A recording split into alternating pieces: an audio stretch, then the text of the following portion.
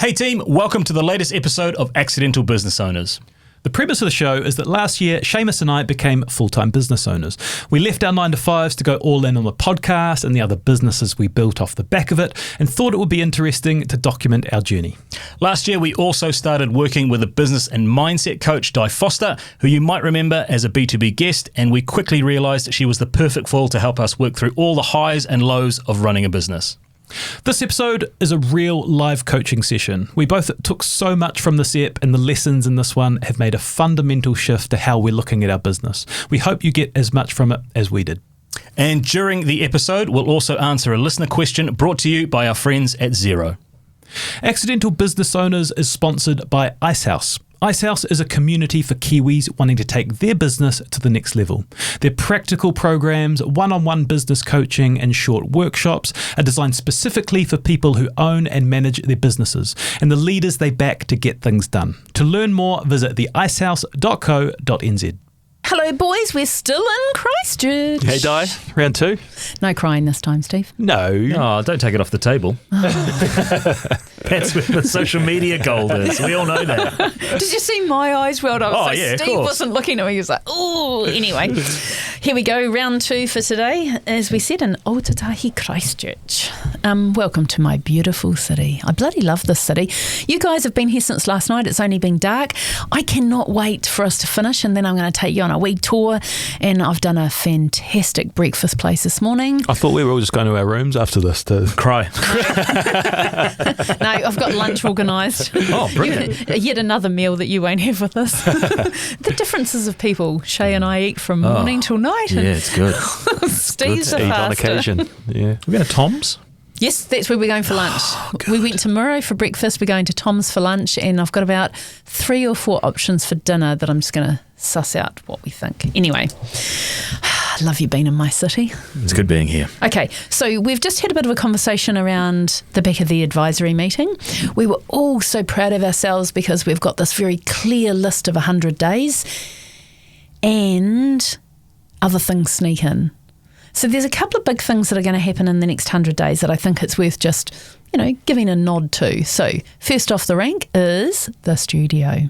Yeah, that's my project, bringing the studio to life and online, which, I'll be honest, is a blank piece of paper. It's going to be interesting to do a little bit of market research. 4 walls, but that's well, okay. yeah, but I mean, in terms of bringing how that works, because it won't be just for us. It'll be an option for other people to book. So how we can invite people in. What does a booking system look like? What are we charging? Who staffs it? So it's not Stephen and I opening the doors and letting people in and out, because we're trying to reduce our load and also help our cash flow.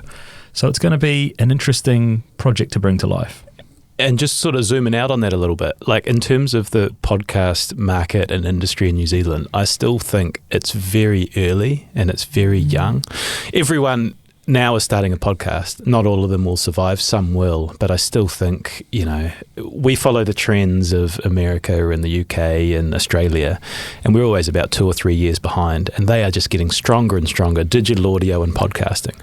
So when this opportunity came up with Stark, who are just the best sponsors for our Ambassadors show, we've got such a great relationship with Matt and Gareth, and we've been in Maid, and now we're in their Panama Square building. In this new office space, there's an opportunity to build a studio. And it's like, well, what? No one else in Hamilton, as far as I know, will be the first movers in Hamilton for a podcast studio that you can go in and rent and hire out. So any corporates or businesses looking for videos or clips or to record their podcast, at the moment, there's no real option, and then that will be us. So it's kind of like this thing which has real potential, and it's kind of, we built it for us so that we can record all of our stuff there without the hassle, and then the happy byproduct of it is it could potentially be a thriving business and revenue stream, right? The other part of it is we kind of view it as a podcast in the traditional sense of what we do and what other people could do. But the way I can see digital and audio media is like for corporates to use as well in terms of communication. Personal brands as well. People that are building not just corporates and, but solo businesses. It's a fantastic medium for putting profile up and communication. Yeah, I helped a corporate that I know. They shifted away from traditional sending out of board papers before a conference, and I sat down, recorded a series of conversations with the people that were going to present on the day, and we did a real whistle-stop tour of tell us about what we can look forward to in the session, and then that corporate released those as a series of 10-minute ideas that you're able to listen to on the way to conference. Do that for our board papers? I did think about as soon as it came out of your mouth, I was like, that is a natural form for us to communicate things, and we should just go, these are going to be verbal updates and someone else is going to take the highlights out of them because I don't want to lose the will to live. That's actually a really good idea. It's a really good idea. But that just shows the versatility of a space like that and the way that you can start to disseminate information if you're listening out there. There's a fantastic idea. We're going to do that from now on. Sorry, Maddie. I'm going to get in trouble. I can feel it coming. But I'm really looking forward to bringing that to life and bringing that to market. Definitely. That's something I feel like I can sink my teeth into. And it's not just the studio aspect, it's also the time-saving aspect of being able to do more work in your hometown, eh? Absolutely. Yep. I mean, there's a great example that we're sitting recording down here in Christchurch, Red 9 Studios, where we're recording this, which is, they've been gracious enough to allow us to come in. We're recording here for the next 2 days, and then we go off again, and they're able to continue with their business as usual stuff. So I think it's going to be a nice little addition. It's exciting. It's nice to have something to look forward to, and I think the double edge of that in time saving is also a massive part to look forward to. I love that. Even though you never travel together and utilise that time, We utilise it individually. Time for a little break. Yeah, listener question brought to you by Xero, your business supercharged. I've loaded these up onto our machine. Let's hear what we've got to say. Hi all, I feel guilty taking a break. Like if I'm not pushing 24/7, things will fall apart. How do you let go of that pressure and still grow the business? Bloody good question. I feel like he scripted that, but sometimes you got to script your questions to get them out, to get them clear. This is definitely a mindset question. It's how we think about our business. If you think that it has to be pressure or it has to be hustle culture, then I would suggest there's a change of thinking needed. From a sports point of view, who am I going to do this to? Steve, would you train... If you were training for football, would you train hard all the time, every day? No. What would you do? Would you tell me what you do Have within some a breaks week? for recovery. Yep. Within a week? Yep. And what about, sporting tends to be seasonal, doesn't it? So you don't do it all year round. Yep. Have an off season. Yeah. Have a holiday. Yep. Business is no different. It's not meant to be hustle culture 24/7 foot flat. There is, you need to naturally oscillate within the business. So there's times of building towards marketing, there's times to be building towards profit, there's that oscillation that naturally happens. And that's why we focus on, 3 areas. So we're not trying to do all of the things all of the time, because that's only going to lead to burnout. So within the business, there needs to be some periods that, naturally come and go, like you would with sport, and the same for you as a person. It's called oscillating, and you want to find that within the time that you've got to move through, not just keep full on all the time. So to me, that is just a mindset question. You need to really have a look at your mindset and decide that you can be successful without being under pressure all the time. Good question. Thanks, Xero. You can try free for 30 days on Xero.com. Terms apply. What else is coming up in the next 100 days that we didn't quite make it onto the priority list, but is an immense priority? So one of the things I'm really proud of is the partners and sponsors we've got on the different channels. So with Ambassadors, we've got Stark, and with this show, we've got Icehouse. And part of the sort of package is I'm going to go on the Icehouse OMP, Owner Management Program, which is 3 days a month for 5 months. And it's going away to different locations and being with a group of owner managers who are at a certain level of success. I will be the bottom of the ladder. And it's just going to be a much needed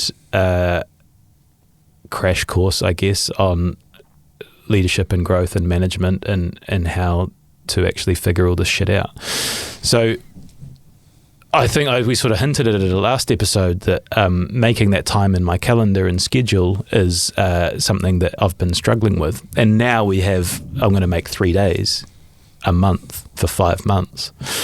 So yeah, that's on the horizon. Does that make you feel a little bit uneasy thinking about how you're going to manage what is already a challenging schedule and then add something else on top of that? Yeah, it does, totally. And when it all sort of came to a head in that sort of advisory meeting we had, I came out the back of it and I was like, is it a good idea to, with my struggle for time and being away from family and all that sort of stuff that I'd brought to the surface, and here I am going to be going away for 3 days a month on some personal development stuff. Is that the best use of my time? And then quite rightly I sort of brought it up with you guys that you're fucking going on that course. We had the most classic conversation this morning. Steve's like, do you think this is the best time? And we're like, yes, you are doing this. And not only are you doing this, you're going to go and be the biggest sponge and just soak it all up. So, I mean, yeah, like I said, it's been a bit of a whirlwind sort of 24 hours, but that conversation was really good for me. That just reinforcement, like, no, this is the best use of your time. So thank you. So 2 things about that. You said earlier that, like Shay and I are the people you talk to because who else understands? You're about to be immersed into an amazing group that understand. And I wouldn't want you to miss that opportunity. Like, I don't doubt that what Icehouse are going to teach you is going to be really important, but do not underestimate the power of those connections that you're about to make. The second point I'd point out to you is that quite often in business, our biggest problem is finding profile. So when you say amongst this group, I'm going to be way down here, I can guarantee amongst that group, you have mastered the one thing that possibly no one else would have mastered quite like you have.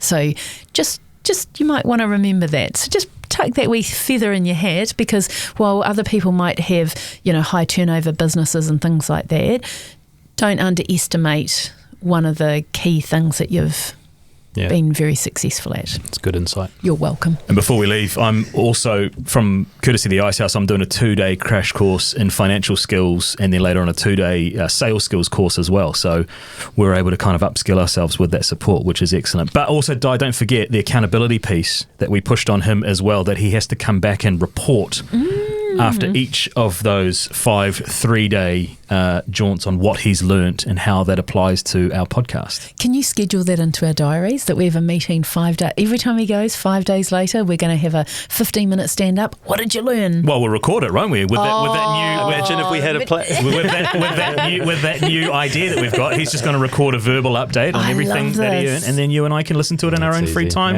Now we're cooking, guys. While we're going to the gym. Well, exactly. At the start of the day. Yes. Because that's part of our habit stacking. Exactly. Stack those habits. One thing out of the advisory meeting that I got was I'm determined that the scoreboard, the dashboard, whatever you want to call it, is not going back on that list as not being done. So whether you got the memo or not, we're going to do it now. Okay. This is going to be an interesting listening experience if you're only joining us on audio. Now, if you are listening to this or you're watching it, whichever, you'll see that I have a number of things in front of me. And the thing that I'm just going to say about that quickly is just go with the way that you learn and the way that your brain works. So my brain works very well when I have a whiteboard or I have a blank piece of paper and I can sketch out as we talk. This one with highlights on it, I've got a big pad here with my notes from yesterday. So I don't take linear notes. I draw pictures and little diagrams and things like that of our meetings when they're super important. So yesterday's meeting was super important. I got the big pad. Anyway, I've got the little pad. I'm going to ask you some questions, and because you keep looking at me blankly every time I say, have we done the dashboard yet? Have we done the scoreboard? Everyone goes, what? Well, yeah. And I did yesterday sort of say, I don't know what you... I've never seen this. I have no idea what you're talking about. I attempted to do a scoreboard once, but did it wrong. And I was like, what the hell? We should do a before and after, just to put your effort up, and then actually what we should look like. What the 7 hell? out of 10. Now, I'd just like to say at this point, I have sent them my scoreboard. a number of times. They've asked me twice and I've sent it both times. So they say we've never seen one, but actually they have. But that's okay. We're not here to score. It feels like you're going under the line. We're staying above the line, though. Okay, we're above the line. Thank you for that reminder. So the idea of this is that a P&L is super important. We love a P&L. It tells us what profit or loss we've made. However, a P&L is after the event. Can't do anything about it. It's already happened. The dashboard, I think we're going to call yours the dashboard. The dashboard in this case, we want to record things or get an indication before they end up at the P&L. So what we're looking for is what are the levers of the business that will help us get towards our goal that will result in a fantastic P&L. So there's, your profit and loss, there's your balance sheet, and then there's a cash flow, and then there's forecasting. All of those are really important. However, from a business point of view, there are things that you do and levers that you can pull and have an influence over before 3 months later it ends up in the P&L. So the first thing that I would always put on your dashboard is sales. All I want you to do is record your sales by month. So it's just a figure. So it's just, instead of when you get your P&L, it's like, oh, this is where we're at for this month. It just shows you month by month where you're sitting. So in terms of sales, in our context, are we talking about ads or are we talking about listens? No, we're talking about sales. We're talking about how much did you invoice out that month. Okay. Okay? Cash. Well, Money. Money that will come in. Yep, cash. Okay? Does everyone understand? Got it. Okay. By month, sales will be a dollar amount. Now, what influences sales? Audience. So I'm going to put that down a little bit, but that's okay. Audience. So what do we want to record in terms of audience? Growth impressions available to sell to advertisers. Number. What number? Is that what you're asking? Well, this is just what number would I write in here to reflect that we've had that we've got an audience? 180. No. What does the number mean? Like what? Regardless of. Are you talking per episode? I don't know. That's what I'm asking. Like, tell me what it is that you would like.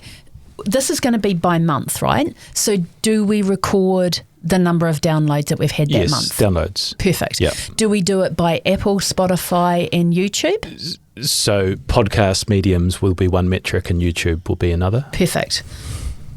Okay, so under I think audience, we're going to have to educate Di. I think that's what she's asking us to do here is to really break down the numbers. Okay. Yeah, absolutely. So you've got podcast and then you've got YouTube. Yep. And there'll be a number for the month for that across whatever episodes people watched. Is that right? Yep. Okay, perfect. Now, should we be measuring our social media? This is a question rather than a statement for us. Like those we numbers should, as but well. I don't know if it falls in sales.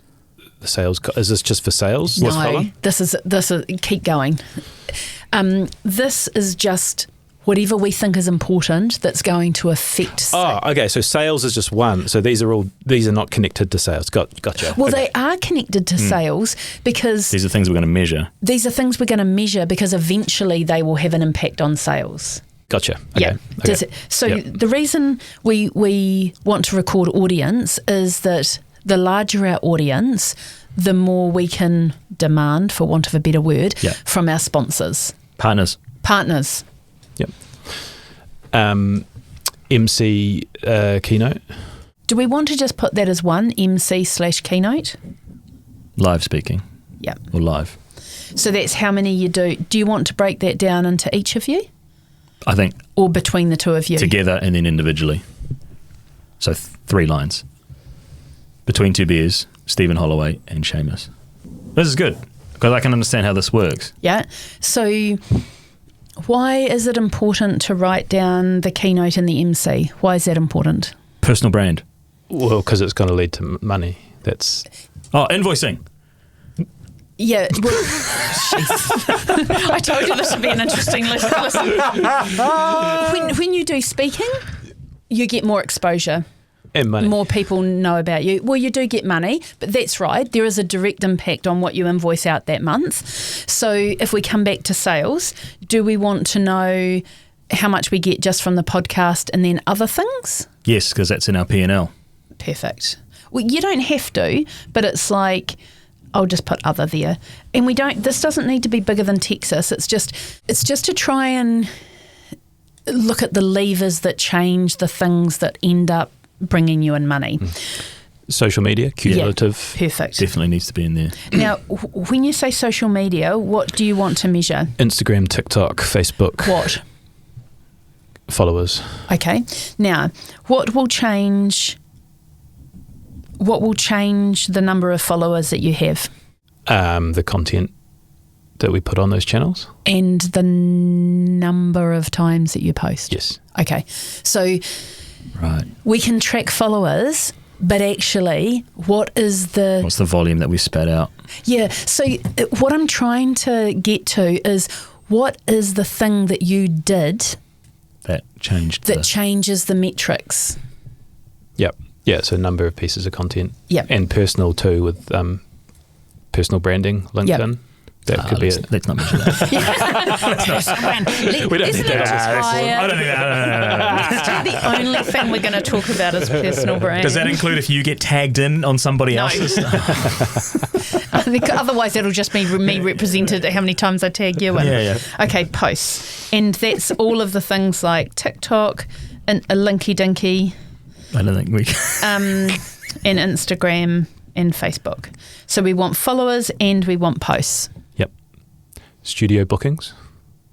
Oh, that's a good one. Oh, God. God, that's a good one. Yeah. That's a real good one. Thanks. You're welcome. And then I think advertisers. Now, I think that's one that's worth breaking down, and we won't necessarily do that now, but we want the numbers around the ads so that we can be very clear, because that is a direct sales thing. Yes. Yeah. Now, what affects the number of ads that you have? What's the piece that comes before the ads? Proposals. What's the piece that comes before proposals? Coffees. Contacts. Yeah. Which Connections. ones do you want to? Which ones do you think are important that lead to dollars in the bank, and which ones do you want to measure? I think proposals sent out. I don't know about that. Well, I do, because if we want to get really granular, what we're trying to sell is ad packs in our long form episodes. And I think enough people know between two beers that if we put a pretty good proposal together and we send it out to 20 different people, what we're looking for is one or two of them to say, yes, I'm interested in. Yes, if we're looking at the long form. No, you're both right. Yeah. Yes, you want to record proposals because, you do. And you want to go connects, coffees, whatever that looks like, because that is long term.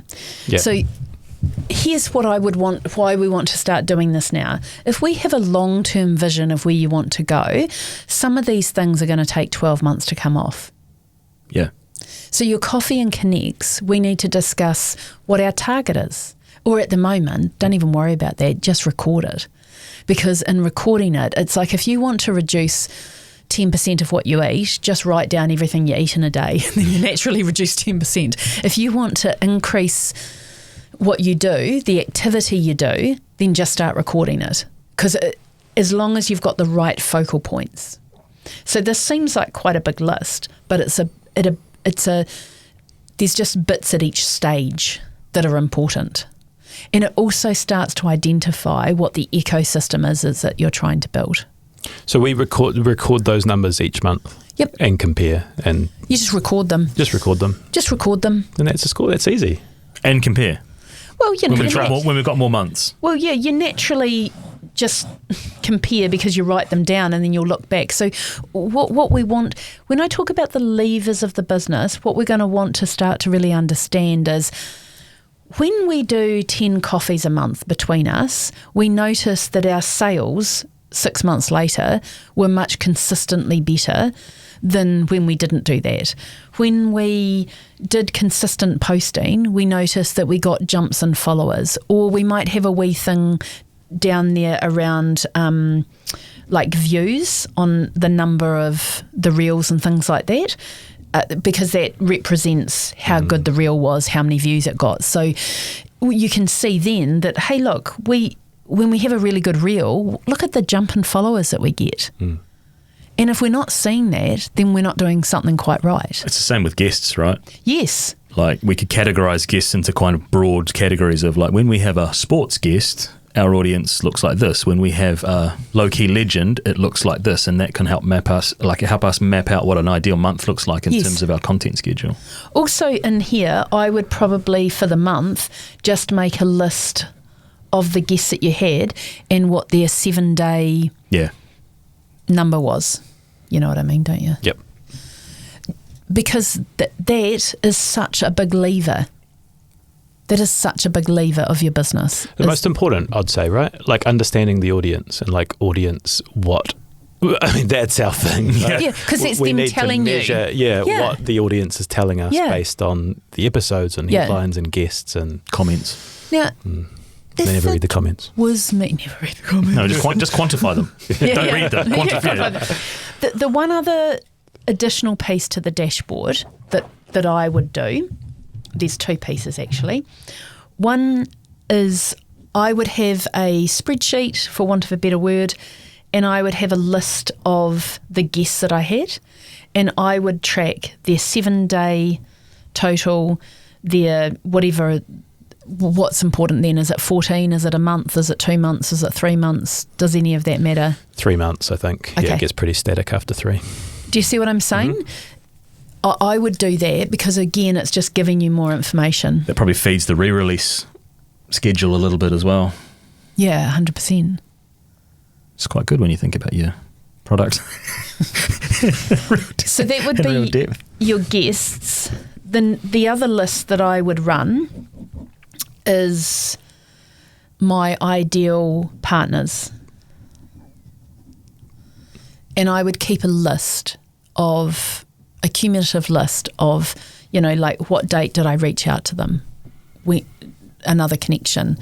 And it just keeps you honest about if you're wanting to move into partnership space, it keeps you honest about that relationship. Yeah. And I want a ranking. I want to know how ideal they are. And that's down to us to determine that ideality to our business. I know that's not a word. Nobody else is going to come and save you and do it for you. Yeah. So it's really making you think, who are my ideal partners and why? And that will link into who your ideal audience is or who your audience is and what it is that you can offer your partnerships. Because everything that we do going forward should be, we would like to partner with you because this is what we do for you, not this is who we are. Mm-hmm. I like this. I think big whiteboard in the office. Oh, yeah. And it's just on display all the time and you're always constantly looking at it. You should have told us about this ages ago. The only thing I'll say with the whiteboard is we just let that slide die, let that slide. Let that slide, because I got a one-on-one next, and I don't want to. Does he know that for 30 years I have done martial arts, and I've always thought there'll be one time I just smack someone in the face. That was a joke. But I've never hit anyone outside the dojo until today. I'll say this though. I think this is the best way that we can learn. And it's really glaring to me now. We have these little time capsule moments that we record, but this is a real demonstration of coaching in action. One of the things that I've reflected on is that you guys don't necessarily get the best out of me because we're in these closed little rooms and I don't have the tools that I need to get the best out of my brain, which is give me a blank bit of paper as if it's a whiteboard. I'll write it down and I'll give it to you and you can take it away and implement it. So we need a whiteboard for our new studio so that can be in shot, so that when we're doing ABOs in Hamilton, you can be drawing stuff and the audience can see it. Well, we can. What we will do... Get one of those teleprompter things that they do on sport. Yeah, and have on it- sport, and then yeah. it displays on the screen. Shit, that'll be good. My coach in Australia's got that. I'll add that to my studio list. What we will do is we will put up some links in the show notes so that you can get examples of these. If that's useful, I think that'll be useful. That'll be useful. Yep. Maybe we won't blur out our metrics. No, yeah, and I'll put mine up and we can blur that out, but it just gives you an idea of what it looks like. I'll tidy mine up because mine's on like a scrappy bit of paper and I just love it. But yeah, and it doesn't have to be in a spreadsheet. It can be on a whiteboard. It can be, I have these notepads for different things and mine sit in my, my top level one. So yeah, I find it really useful because it makes me focus on the levers that I can pull to change my business going forward. What I expect to see is I expect that the very low-level action, which is the coffees and connects, the social media posts, the great selection of guests, will change the face of your business. So instead of putting it in the high-level, finance meetings, all of that's really important, that's actually only important as a result of these little micro things that you can do on a daily basis that will literally change your business. The levers of your business. That's really good and clear. I'm so looking forward to sitting in the studio and you boys giving me your updated dashboard and lists. Yeah, it's going to be good. This is speaking to me because this is my spreadsheet. It's going to be my job to turn this scribble into a reality, right? This is your job. Okay. Seamus. I'll handle it with great responsibility. You're welcome, Steve. Fuck yeah.